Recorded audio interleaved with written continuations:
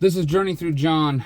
We're looking at John chapter 11, verses 17 through 27. 10 verses that are going to show us the real significance of the resurrection or the resuscitation of Lazarus from the dead.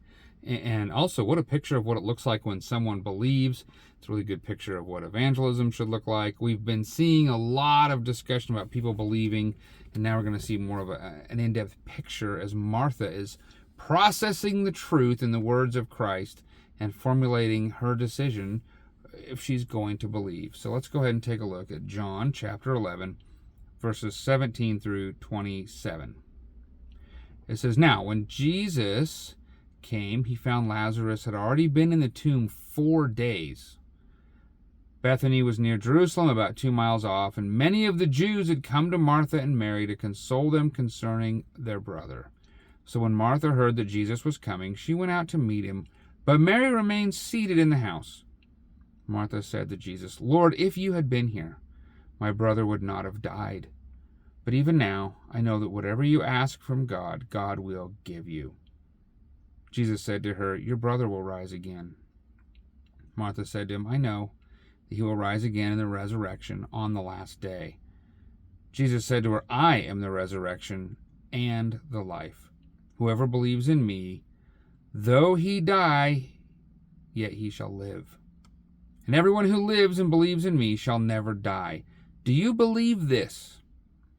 She said to him, 'Yes, Lord, I believe that you are the Christ, the Son of God, who is coming into the world.'" Wow. In the prologue of John chapter 1, he said he came to his own, and those who did not receive him. But to those who did believe, he gave them the right to become children of God. He's coming into the world, and they could receive him or not receive him. And now he's shown up. It's been 4 days. That's quite the delay. He's been dead and in the ground for 4 days.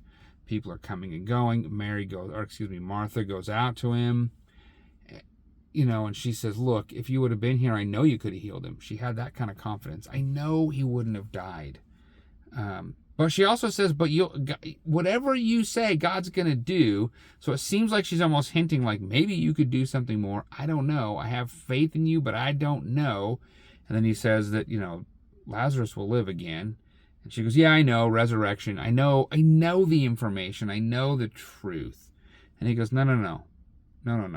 It's going to happen right now. I am the resurrection. I am the life, right? Anyone who believes will live and not die.